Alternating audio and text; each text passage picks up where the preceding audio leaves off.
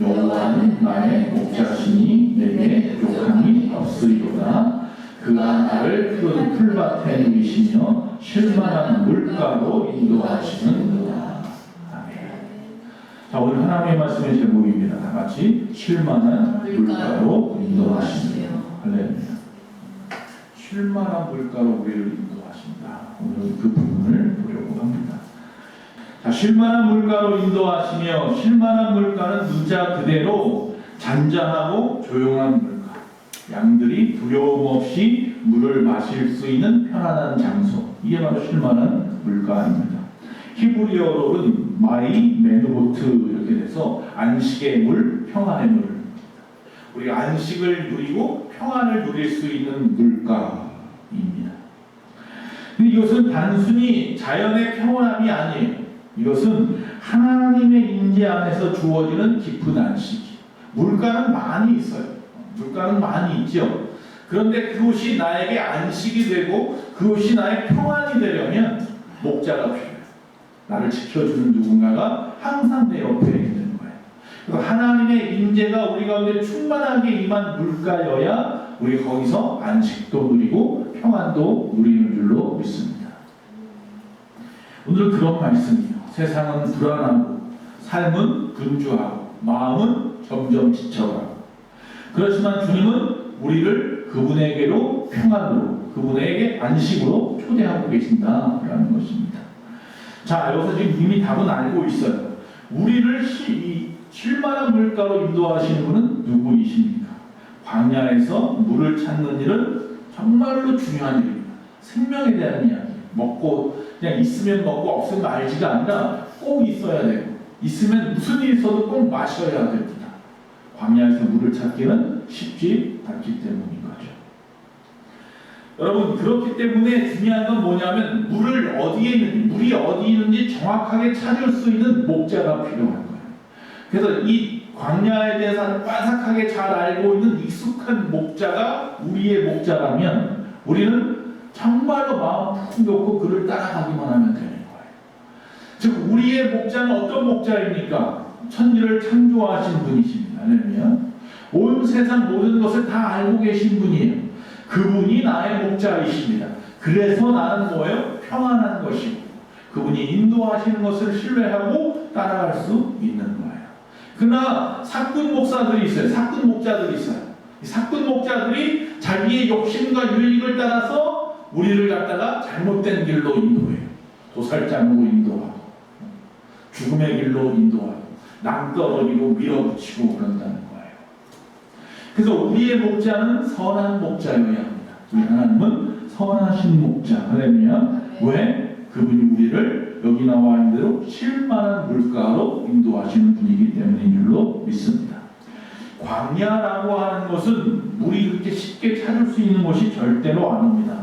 이 광야에서 이 물의 근원은 갑자기 비가 내리거나, 그래서 어떤 바위 틈에 고여있거나, 아니면 구멍들에 고여있거나, 그렇지 않으면 흔하진 않은데 샘이 솟아나는 곳이 있거나, 아니면 누가 정말 애써서 그곳에다가 구멍을 파서 우물을 만들어 놓거나, 그곳이 바로 뭐예요? 물가예요. 자, 성경에 보면 이런 우물들도 나와요. 우물들도 나와요. 이삭의 우물도 나와요. 또 성경에 보면 샘이 솟는 곳도 골짜기가 나와요. 다윗이 숨어 있었던 동굴이 샘이 솟는 곳이었기 때문에 숨어 있을 수 있었어요.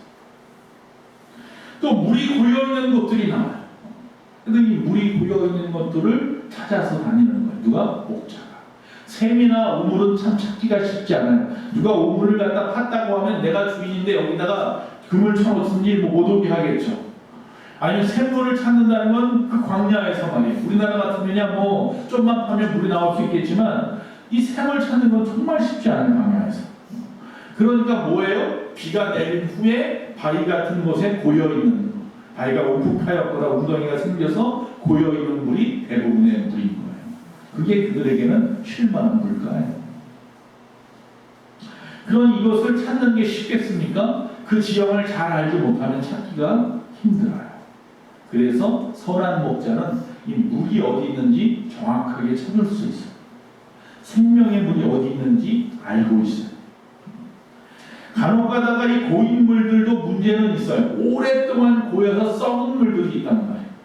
아니면 배설물들, 많은 들짐승들이 오가면서 물을 마시면서 배설물을 갖다 거기다가 쌓아버리거나 바늘 갖다가 거기다가 짚고 지나가거나 하면서 흙탕물이 되거나 한 물들은 잘못 먹어가지고 설사 배탈을 하는 경우들이 있단 말이죠. 그래서 보통 목자들은 무슨 풀을 갖고 다니냐면요, 이 에스더 풀이라는 걸 갖고 다닙니다. 그래서 물이 있는데 이 물을 믿을 수가 없다 싶으면 그 물을 갖다 끓여가지고 에스더 풀을 집어넣어서 끓여가지고 그 물로 나누어서 먹는 거예요. 그러니까 물이라고 해서 다 먹을 수 있는 물도 아니야. 그러니 목자가 이 물을 찾는다는 것이 쉽겠습니까? 쉽지 않겠습니까? 베테랑이 아니면 찾을 수 없는 거예요. 정말로 이 양을 위해서 목자는 눈이 빠져라고 뭘 찾아요? 물가를 찾아가는 거예요. 끝까지 끌고 가는 거예요. 어디든지. 에스겔서 34장 18절 19절에 보면 이런 주의 말씀이 있습니다. 너희가 좋은 꼴을 먹는 것을 작은 일로 여기느냐? 어찌하여 남은 꼴을 발로 밟았느냐? 너희가 맑은 물을 마시는 것을 작은 일로 여기느냐? 어찌하여 남은 물을 발로 더럽혔느냐? 나의 양은 너희 발로 밟은 것을 먹으며 너희 발로 더럽힌 것을 마시는도다. 그러니까 나만 배부르다고 해서 남아있는 것을 함부로 취급하지 말아라. 함께 나누어야 한다라는 이야기를 하고 있는 거죠. 거기 보니까 뭐예요? 너희 발로 더럽힌 물이 나와요. 너희 발로 더럽힌 물.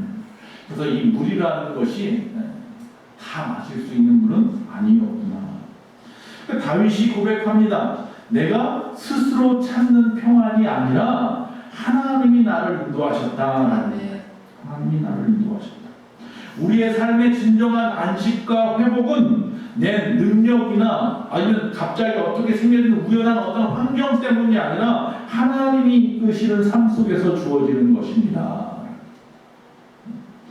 여러분, 광야에도 홍수가 난답니다. 비가 내릴 때 한 번에 우기 때 확 쏟아지는 경우가 있어요.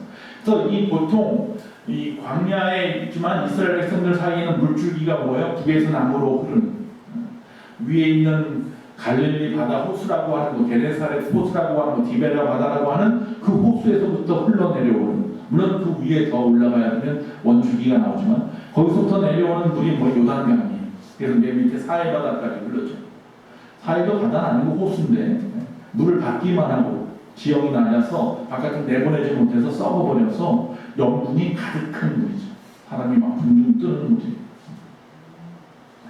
그런데 이 요단강 물이 항상 풍부하면 좋겠는데 건기 때는 거의 말라가지고 흐르지도 않아요. 그러다가 우기 때 되면 또 오히려 한꺼번에 비가 와가지고 넘쳐 흐르기도 해요. 요단강.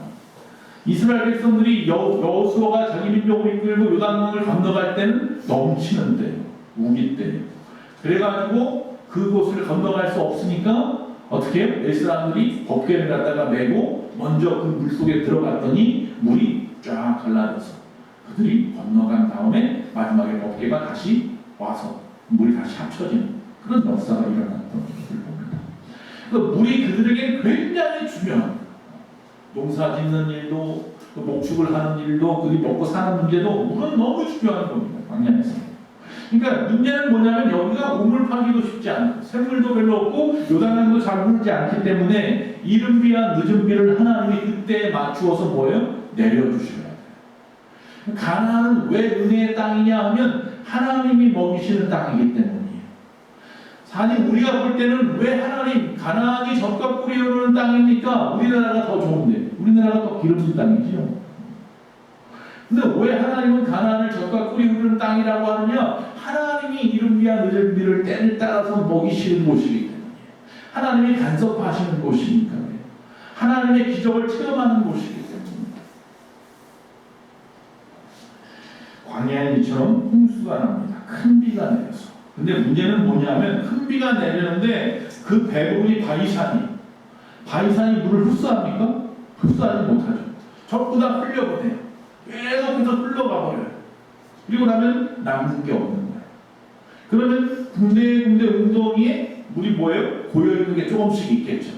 이거 먹는 거예요. 여기에 양들을 끌고 가서 먹여요.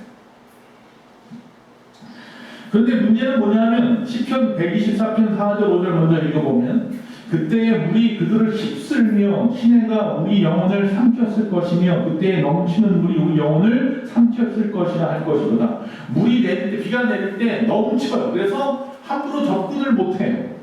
그러고 나니까 아깝잖아요. 이거 건드리지도 못하고 그냥 한 번에 훅 하고 지나가 버린다는 거예요. 물이. 여러분 혹시 제주도 가보셨습니까? 제주도가 그런 땅이에요. 비가 많이 와요. 억수로 오죠. 그런데 제주도 가보면 강이 항상 말라 있습니다. 검은색 바위로 되어 있는 암벽같이 막 되어 있는데 물이 항상 말라 있다가 비 올 때만 가득 차고 비가 끝이고 나면 또 싹 빠져버리죠. 전부 다 어디로 흘러가요? 바다로 다 흘러가 버려요. 먹음기가 쉽지 않았다. 여기도 마찬가지, 광야도 마찬가지.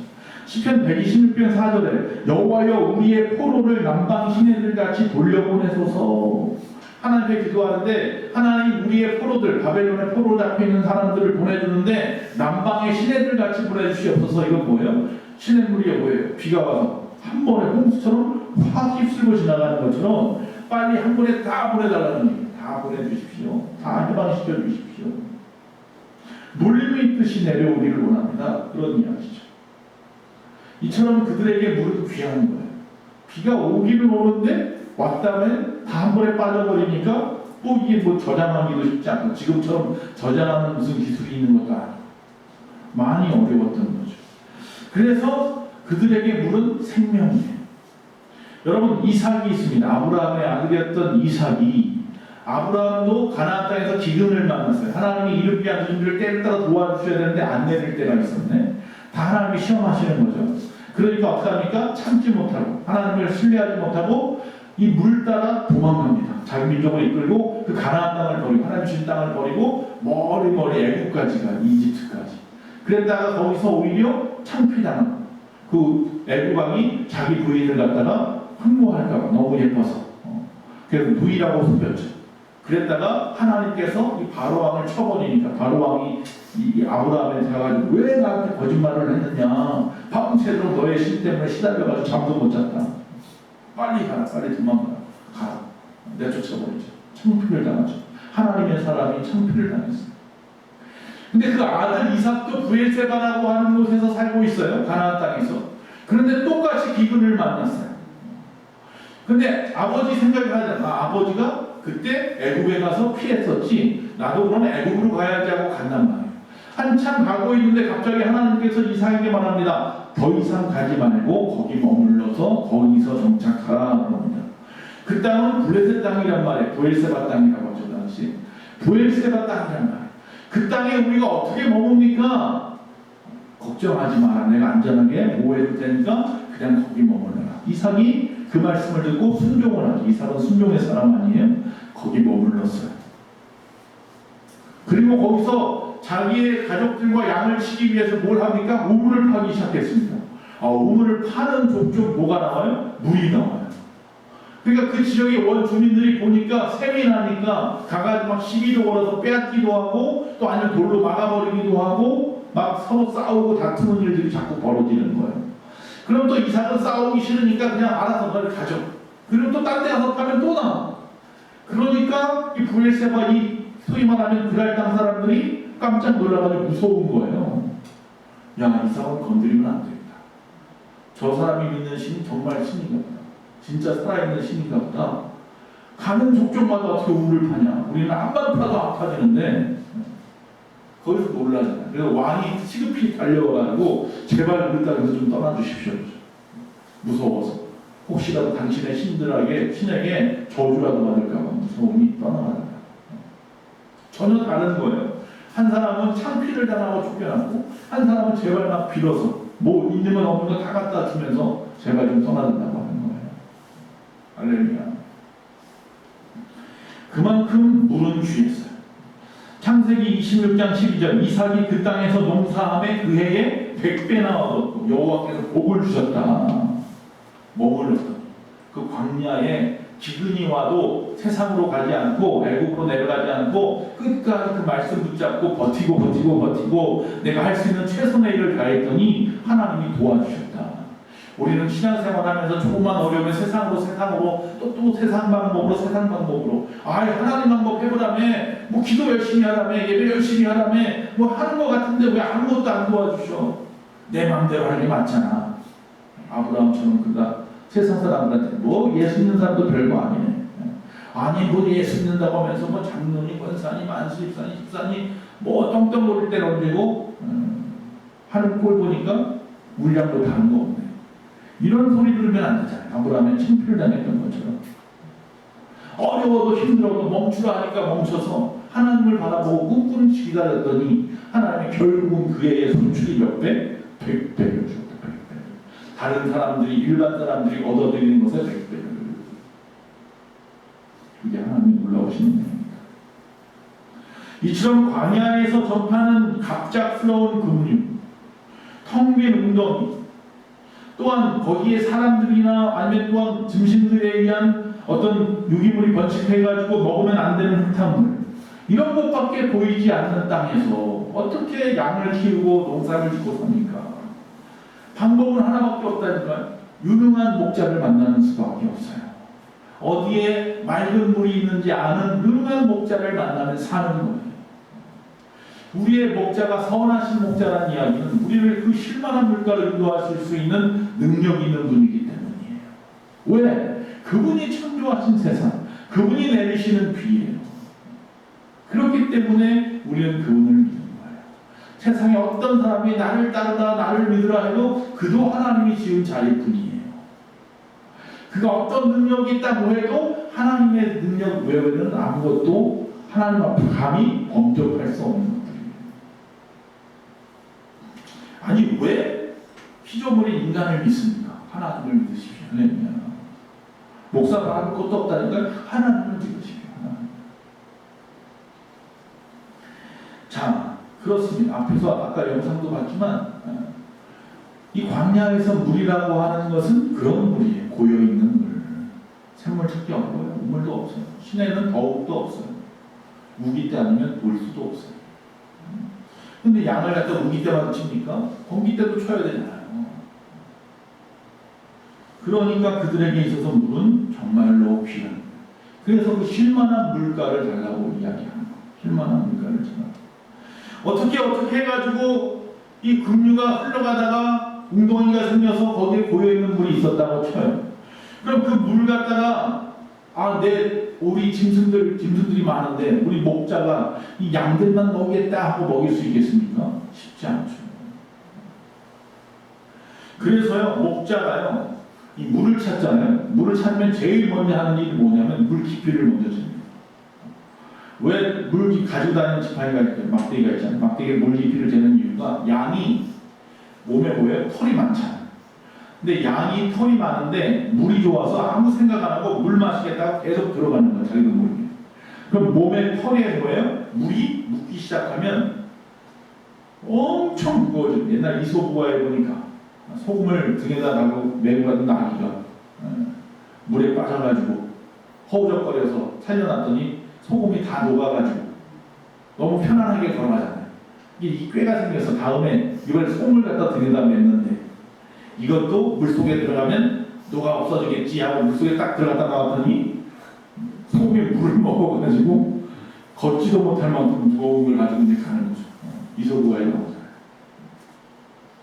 이 몸에 있는 털이 물을 묻어가지고 너무 무거워지는 거예요. 그래서 결국 물에 빠져 죽는 거예요. 못 나와.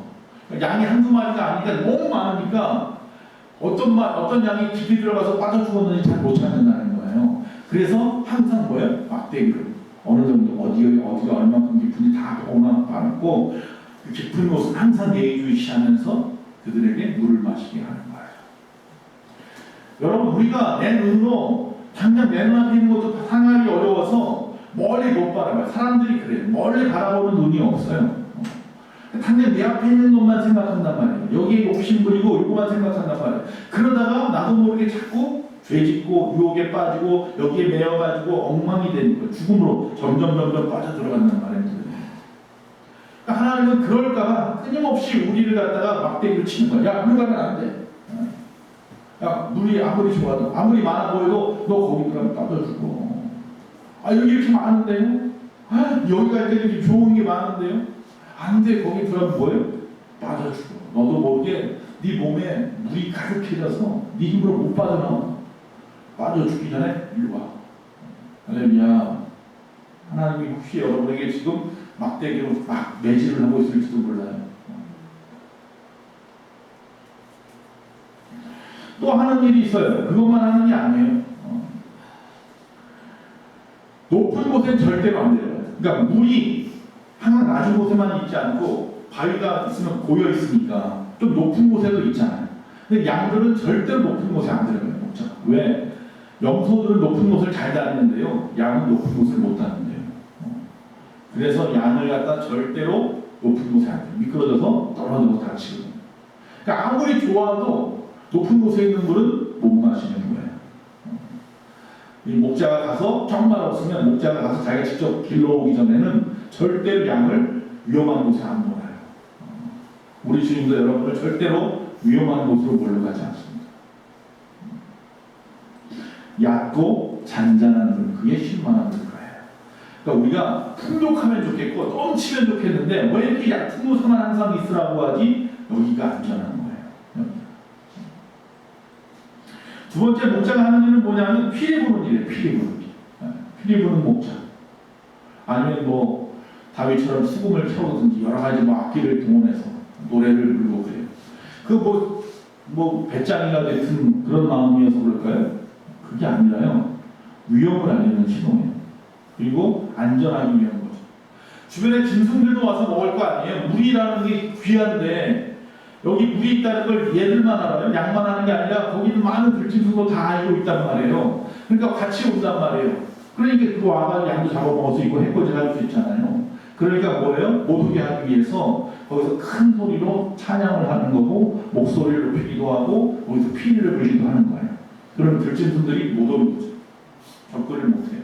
또 하나는 뭐냐면 양들은 눈이 나쁘다니까요. 눈이 나빠서 낭떠러지에도 떨어지고 그래서 바위에도 올라가면 미끄러지고 물에 그냥 빠져듣기도 하고 그런데 귀는 좋아요. 귀는 잘 들어. 그러니까 피리 소리를 딱 들으면 이 피리 소리는 목자가 내는 거구나. 우리 목자가 내는 소리구나. 여기 지금 목자가 가까이에 있구나. 그러니까 안전하게 물을 마셔도 되는구나. 할렐루야. 안전하게 물가에서 쉬어도 되는구나. 그렇게 생각할 수 있는 거예요. 그래서 끊임없이 피리도 불고 노래도 부르고 그러는 거예요. 다윗이 그래서 그렇게 열심히 합니다. 맹수를 쫓기도 하고 양들 옆에 목자가 있으므로 그들을 갖다 편안하게 쉬게 하기도 하고 이처럼 광야 같은 이 세상에 살면서 우리를 쉴만한 물가로 인도하시는 예수님의 피리 소리를 교회 안에서 들었으면 얼마나 좋을까요? 광야에서 이처럼 이 물이라고 하는 것은 어떤 의미를 가지고 있느냐 하면 즉 해갈이 첫째로 해갈이죠. 해갈. 목마름을 갖다가 해갈하는 역할을 합니다. 즉 생명을 보존하는 역할을 합니다. 물은 생명입니다. 또 하나는 뭐냐면 더위를 갖다 식히는 역할을 합니다. 그렇죠? 더운데 물 한 번 뒤집어 쓰면 등목하고 나면 얼마나 좋습니까?